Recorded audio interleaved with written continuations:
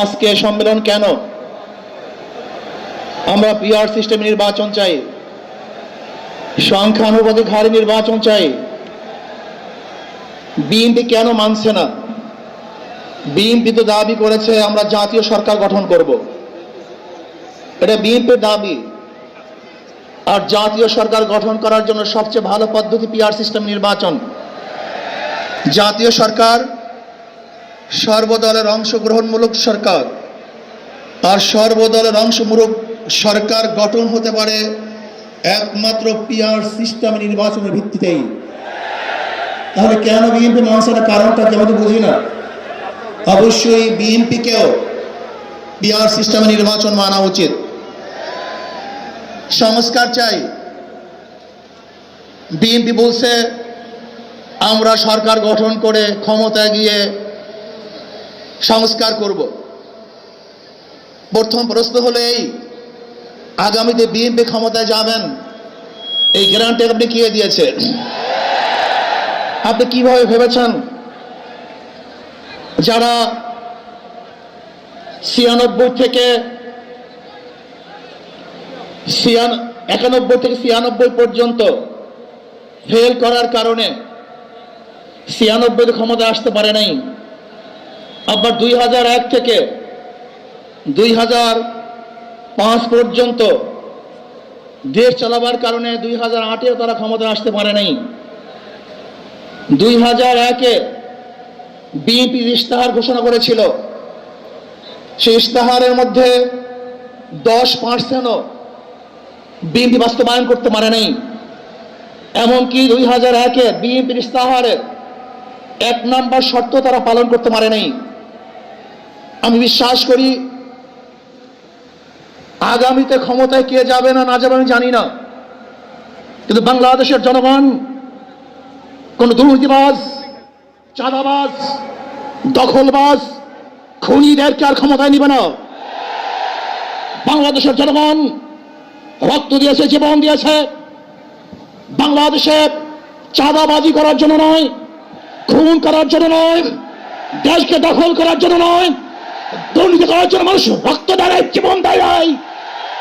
বাংলাদেশের মানুষ জীবন দিয়েছিল, মানুষ মুক্তি পাবে, শান্তি পাবে। আমার গরিব দুঃখী মানুষ ক্ষুধার্ত থাকবে না, বাংলাদেশের একজন মানুষও খোলা আকাশের নিচে থাকবে না, বাংলাদেশের একজন গরিব বস্ত্রহীন থাকবে না, আমার বাংলাদেশের কোন মানুষ গুম হবে না, খুন হবে না, বাংলাদেশের কোন ব্যবসায়ীকে চাঁদা দিতে হবে না, বাংলাদেশের প্রত্যেক নাগরিক অধিকার বাস্তবায়ন হবে, তারা শান্তিতে বসবাস করতে পারবে, নির্বিঘ্নে ঘুমাতে পারবে, আমার মা বোনরা ইজ্জত দিয়ে রাস্তায় চলাফেরা করতে পারবে, বাংলাদেশের মসজিদ থাকবে, মাদ্রাসা থাকবে, দাড়ি থাকবে, টুপি থাকবে, দাড়ি ভরে আক্রমণ করতে পারবে না, টুপিকে ছিনিয়ে কেউ নিতে পারবে না, ইসলামের বাইরে কেউ আইন পাশ করতে পারবে না। এর জন্য জীবন দিয়েছিল, রক্ত দিয়েছিল। দ্বিতীয়বার দাড়ি টানবে এই দৃশ্য দেখার জন্য মানুষ রক্ত দেয় নাই। মৌলবাদীর বিরুদ্ধে আঙ্গুল তুলবে, মোল্লা বলে গালি দিবে, আজকে টুপি দাড়িওয়ালাদের ক্ষমতায় যেতে দেবে না, এই স্লোগান শোনার জন্য মানুষ রক্ত দেয় নাই। এই দৃশ্য দেখার জন্য বুকের তাজা রক্ত জমিনে ঢেলে দিয়ে মানুষ শাহাদাত বরণ করে নাই, বরং বাংলাদেশের মানুষ শাহাদাত বরণ করেছিল এই জাতিকে মুক্তি দেওয়ার জন্য, কোরআন ও সুন্নাহর আইন বাস্তবায়ন করার জন্য। বাংলাদেশের মানুষ ওই ভারতের গোলামি করার জন্য রক্ত দেয় নাই। বাংলাদেশের মানুষ ভারত আমাদের দেশে কর্তৃত্ব নেতৃত্ব করবে, আমেরিকা আমাদের দেশে কর্তৃত্ব নেতৃত্ব করবে, এর জন্য বাংলাদেশের মানুষ জীবন দেয় না, রক্ত দেয় নাই। বাংলাদেশের মানুষ সাধারণ, তারা নিজেরা আইন প্রণয়ন করবে, নিজেরা সংসদ পরিচালিত করবে, তারা নিজেদের পায়ে দাঁড়াবে, বাংলাদেশের মানুষ জীবন দিতে পারে কিন্তু কার গোলামি করতে পারে না। তারা ভাইয়েরা আমার, আমি বিশ্বাস করি আজকে মঞ্চে যারা আছেন, যদি আমরা মুনাফিকি না করি, মঞ্চে যারা আছে যদি মুনাফিকি না করি, মুখের এবং কাজের কথা যদি একসাথে থাকেন, মুখের সাথে কাজের যদি মিল থাকেন, আমি এই লক্ষ জনতার সামনে কসম করে বলতে পারি আগামীতে ক্ষমতা দেবে ইসলাম, ক্ষমতা দেবে ইসলাম, কোন সন্দেহ নাই।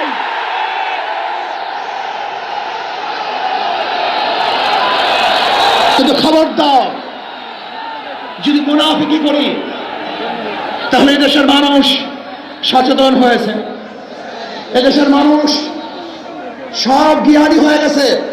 বিশ্বাস করবেন না, একজন রিক্সাওয়ালা, ঠেলাওয়ালা, কুলি মজদুরের বক্তব্য শুনলে আমরা আশ্চর্য হয়ে যাই বাংলাদেশের মানুষ কত সচেতন, তারা কত সচেতন হয়েছে।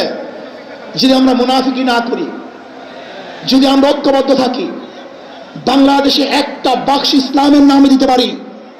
যেরকম আমেরিকা এবং ওই জারস ইসরায়েল ইরানের আক্রমণ করে ভেবেছিল মুহূর্তের মধ্যে নিচ্ছিন্ন করে দিবে, কিন্তু আক্রমণ করার পরে দেখেছে ইরানের গুহার থেকে কোথার থেকে বোম মিজাইল চলে আসছে। আমেরিকা এবং ইসরায়েল যেরকম অনুভব করতে পারে নাই, বাংলাদেশের বুকে যদি একটা বাক্স দেওয়া হয়, বাংলাদেশের ঘরের থেকে এমন মিসাইল বের হবে, এমন বোমা বের হবে, গোটা বাংলাদেশ থেকে, গোটা দুনিয়া থেকে ইসলামের দুশ্মনকে ধ্বংস করে ফেলবে ইনশাআল্লাহ। ঐক্য হন, মুনাফিকি করবেন না, একসাথ হন, ঐক্যবদ্ধ হন। এইটা আমার মেসেজ থাকবে। যদি ঐক্যবদ্ধ ভাবে ক্ষমতার লোভকে সংবরণ করে, আমি ক্ষমতায় যেতে চাই না, ইসলামকে ক্ষমতায় নিতে চাই। আমি ক্ষমতায় যাইতে চাই না, কোরআন ও সুন্নাহকে ক্ষমতায় নিতে চাই। যিনি আদর্শ লালন করেন, এই নীতি আদর্শ যদি গ্রহণ করেন, ইনশাআল্লাহ নাসরুম মিনাল্লাহি ফাতহুন করিব, অবশ্যই সাবিরিন। সেই দিন আসতেছে, আমি দেখতেছি, মহারাজ আমার চোখের সামনে আমি দেখতেছি। ওই সংসদের মধ্যে কলেমার কথা হবে, কোরআন ও সুন্নাহর কথা হবে, লা ইলাহা ইল্লাল্লাহ উচ্চারিত হবে। গোটা বাংলাদেশের মানুষ শান্তিতে বসবাস করতে পারবে, জুলুম থাকবে না, অত্যাচার থাকবে না, অবিচার থাকবে না। প্রত্যেকটা মানুষের প্রাপ্তি তাদের ঘরে ঘরে পৌঁছানো হবে। আজকে আমার মা বোনেরা মনে করছে ইসলাম ক্ষমতা আসলে আমাদের অবস্থাটা কি হবে। ইসলাম ক্ষমতা আসলে প্রত্যেকটা মা বোনের ন্যায্য অধিকারকে প্রতিষ্ঠিত করা হবে। ইসলাম ক্ষমতা আসলে আগামী 5-10 বছরের মধ্যে সমস্ত গরিবরা দরিদ্র সীমার উপরে চলে যাবে। ইসলাম ক্ষমতা আসলে 28 লক্ষ কোটি টাকা বিদেশে পাচার হবে না, দুর্নীতি থাকবে না, জুলুম থাকবে না, অত্যাচার থাকবে না, নির্বিচার কোন মানুষ আর খুন হবে না, গুম হবে। ইসলাম ক্ষমতা আসলে শ্রমিকদেরকে তাদের অধিকার আদায়ের জন্য রাস্তায় নামার কোনো প্রয়োজন হবে না। ইসলাম ক্ষমতা আসলে কৃষক, শ্রমিক, মজদুররা তাদের অধিকারকে প্রতিষ্ঠিত করার জন্য ইসলামী সরকার তাদেরকে নিয়ে কমিটি গঠন করে তাদের প্রাপ্তি তাদের কাছে পৌঁছায় দেবে। আসুন, ইসলামী হুকুমাত কায়েম করার জন্য আমরা চেষ্টা করব। আজকে আমাদের এই জনসভায় যশোর থেকে আমার কিছু ভাই আসার সময় তারা অ্যাক্সিডেন্ট হয়ে শাহাদাত বরণ করেছে। আল্লাহ তাদেরকে জান্নাতুল ফেরদাউস দান করেন। আমার অনেক ভাইয়েরা আহত অবস্থায় আছে, আল্লাহ তাদেরকে সুস্থ করে দেন। আসুন, আজকে জনসমুদ্রে আমরা আসছি, আমাদের টাকা নাই, পয়সা নাই, নিজের পয়সা দিয়ে এসছি, নিজের খানা খেয়েছি। এই জাতিকে, এই দলকে, এই কাফেলাকে গোটা দুনিয়ার কোনো প্রশক্তি পরাজয় করতে পারবে না, থামিয়ে রাখতে পারবে না। অবশ্যই ইনশাআল্লাহ আমরা বিজয় হব।